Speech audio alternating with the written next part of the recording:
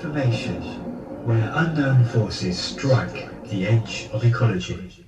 None of the above. Hi, it's the morning of Thursday, March the 3rd, 2011, and my name's Peter Poole, and last night I had a very, very interesting phone call, very late at night, not normally that late, but I'd had an early night, and I got out of bed to answer it, and I was quite amazed at the content, so I'm going to hand you over to Nigel Furness, a good friend of mine, who's been interested in paranormal and UFOs for many, many years. Hi, Nigel. Hi, Peter. Just to put it briefly, excuse me, I was having a pint at the Sussex Cricketer pub in Eaton Road, Hove, and this was at about 10:30ish, no, about quarter to 11. Mm-hmm. And I went out the front to have a smoke, and there was nothing in the sky, clear sky, bar one, what I thought was a planet. I thought, oh, is that Jupiter or is that Venus? Because it was big in the sky. Yeah. And then suddenly realised it was twinkling far too much. I thought, well, planets don't twinkle. And I realised it's twinkling far more than any star would twinkle. Right. And as I looked at it, I noticed that suddenly it would just go orange on one side, sort of reddy-orange colour. Right. And then it would go back to the sort of white colour, and then it would go to sort of a peppermint green colour. Mm-hmm. And it appeared to me as if whatever it was must have been rotating very slowly, because it, my eyes are not brilliant, but it looked almost as if there was like a pear-shaped end to it, if you know what I mean. And I went inside and I got a guy called Gary and said, look, can I borrow your eyes? Now, I didn't prompt him in any way. I just said, what do you see up there? Yeah. He described exactly the same thing. He went in and got Nick, who's an ex-army bloke with very good eyesight. Yeah. He described again exactly the same thing. And he actually said, well, it appears to me, I think he's got the best eyesight of any of us, if it's pulsing in some way. Right. And anyway, then one after another, the regulars came out, and then the landlord said, oh, what have you found now? Yeah. He's always a bit sceptical about me and my theories. He says, well, come and have a look, Simon. And I said, don't anybody say anything.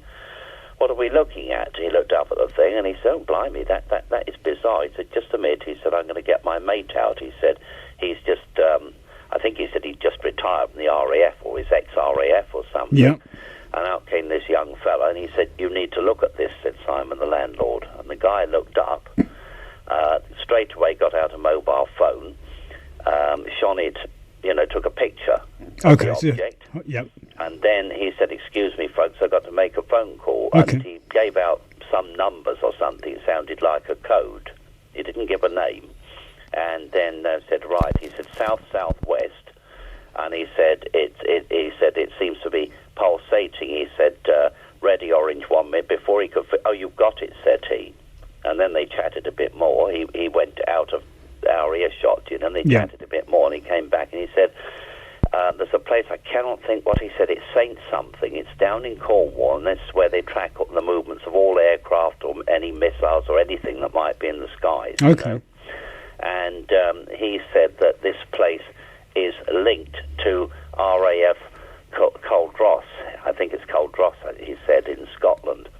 And he said it is officially classified as a UFO. We've no idea what it is. He said, but they have 2 Eurofighters scrambled and ready to go. And he said it's at about 35 to 40,000 feet up. It's out over the English Channel, and it's approaching our airspace incredibly slowly. Interesting. Anyway, we all watched then and watched on, and I walked home, and each time I got to a street corner, I looked up, and I could see the thing again.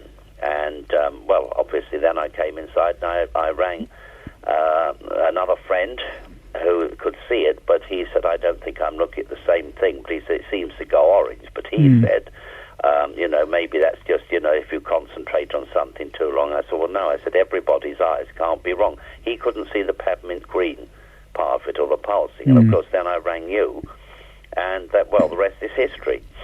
Did it show up on a radar then? Sorry? Did you know if they saw it on a radar? I don't know that, Peter. He didn't see, because he was saying, he was just describing, this guy was just describing, oh, you've got it, said he. Yeah. And I said, so they can see it all the way down there in Cornwall. Really? So it must be quite high, because it would be hidden over the horizon otherwise. Well, that's what I thought, but he said 35 to 40,000 feet. pretty high. Depends how far away it is, maybe, whether it would be hidden or not. I can't quite hear you. Maybe it was sort of nearer down Cornwall way or something. I don't, how the angles are up into the sky. Mm. So you've seen other lights from the pub, haven't you, in the past? We have seen on several occasions formations of orange lights, but these are much, much bigger than what we saw last night, about golf ball size. And we've seen, generally speaking, formations of, I think it's 5 or is it 4.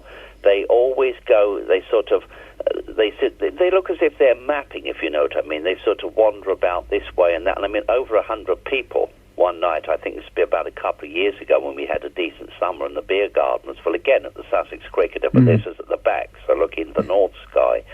And these things then all of a sudden would come together in an arrowhead formation, just like, what you see with the Red Devils. Yeah. And then all of a sudden, just totally disappear into a clear sky. Obviously some form of incredibly rapid acceleration. Of course, you always get people saying, oh, well, Chinese lantern. But on one night, Chinese lanterns came over at the same time, and there was absolutely no comparison because they were bobbling about this way and that. And I have a friend who, I didn't witness this, who turned the corner from Palmyra Avenue into Eaton Road that same summer. I was in Ireland at the time, and he said that this... he saw a formation of 22 of these things in broad daylight, and there was a light aircraft, obviously coming from Shoreham direction, had to take avoiding action. Do you know? I did ring up the Southern Counties radio about that when they had some I think it's ex-RAF or ex-MOD, a mention about that, and he said he would check it out, but nobody got back to me. Mm. Did they look different in the broad daylight? Do they still look like orange balls? It wasn't. No. What he saw, he thought they were aircraft at first. He thought we were being invaded. He said they just looked dark, dark shapes. It was very difficult to tell exactly what they were. Mm. But he said they were heading from west to east. Now, whenever we've seen these orange things, invariably they go from northeast to southwest. Then they will stop, and that's when they do all this. One goes this way, one goes that way, and then they always just sort of form an arrowhead toward the northwest, and bang, gone. So they're crossing the south coast of England, aren't they, really? They're coming down diagonally. I would imagine going yes. out to sea in some way. The thing you saw last night, do you have any idea yourself what it might have been, or any ideas? We won't immediately say it's a flying saucer, but you know what I mean? Any theories? I mean, UFOs, are exactly that, unidentified flying objects. They may be from other worlds, they may very well be from this world, and there's a lot of tension going on in the world, in the Middle East and everything at the moment. Mm. I mean, it seemed to me that whatever it is, quite clearly was not a helicopter. Everybody agreed to that. Quite clearly, not a plane, because no plane could move that slow. I mean, the only thing that could move that slowly would be something like a balloon, a hot air balloon, or an airship, But, I mean, it was quite apparent to everybody. Nick put it best of all about pulsing, because that's exactly what it was. It was as if it was, sometimes if you look out over the sea, there's a light ship. I think it's a light ship, which is along in the direction of Shoreham, On a clear night, you'll see a whole line of ships going from east to west, all waiting for the tide to rise, I presume, to get into Shoreham Harbour. And you always see this, which it must be some kind of a light ship out in the channel, which will pulse on and off. Yeah. But the difference with this thing is it didn't pulse on and off. The whitish thing, the star-looking thing, stayed the whole time. But then suddenly you would see it to the left, always to the left-hand side of it, a sudden orangey red, and then back to white, and then it's like a regular pulse, then back to sort of very vivid peppermint green. But, to me, that would almost seem as if the thing was not totally rotating, but half rotating, if you know what I mean. Yeah, I mean, it's the sort of thing that could almost be like the Goodyear blimp, has a lot of lights on it, yeah. But it sounds a bit high up for that, I don't think that would go as high as that. No, and I mean, we know for a start it was not the International Space Station, because I've seen that innumerable times, and that moves at a rate of knots, and I've also seen satellites, these are frequent occurrences. So it's none of the above, That's a fascinating story. Do you know if we're going to get any more? Sorry? Has there been any coverage of this anywhere, or? No, but oddly enough, this morning at 6:45, I put on the local radio, and the X-Files music came on. They were on about flying saucers over Sussex, or UFOs rather. And I thought, oh, that must be the story. But no, apparently it's the release of information from 1972 that apparently the MOD recorded a great many things here over Sussex. Mm-hmm. There's some sort of silver object on an Eastbourne golf course, they mentioned. Well, the first time I saw, you talk about silver objects, the first time I ever saw anything was in 1966 or 7. I was walking up Stackpole Road in Hove with beautiful summer's day, you know, absolutely blue sky and brilliant sunshine. They were just building Conway Court, and the block of flats was nearly up the top floor, you know. Yeah.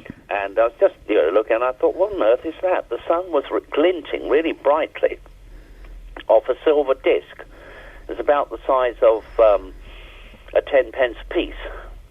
And on the corner of Portland Road, there happened to be a policeman. I just said, excuse me, officer. I said, can you tell me, please? I said, what's that? And I always remember he said, you know, he scratched his brow. He said, well, I'd be damned if I know. And it was just perfectly stationary. And, of course, as ever, when people are looking up in the sky, quite a crowd gathered. Everybody was watching. That just all of a sudden just totally vanished. And there wasn't a cloud in the sky. When you say vanished, did it zip off or just pop out the sky? Just, you know, where's it gone? Everybody said. Just vanished, literally, which the only one thing could do that, and of course that is, obviously, you know, extreme acceleration. So it sounds like... I've been interested ever since then. I always have believed, you know, that the universe is a vast place and there must be planets everywhere, and life, I think, must be endemic in the universe. And I, you know, purely my theory, I believe that this Einstein business of nothing can travel faster than the speed of sound, of light, isn't necessarily the case. I do believe you could have wormholes in space. They think now that space perhaps, you know, warps, you know, and folds over on itself. I mean, there's the power of magnetism, all manner of things.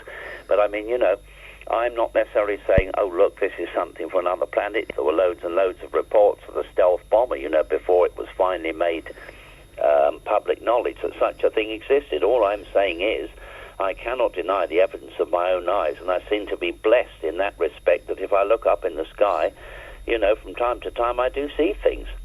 And of course, whenever I do, if there's anyone around, I always try to get a witness, or as many witnesses as I can, you know, because just in case it could be my eyesight.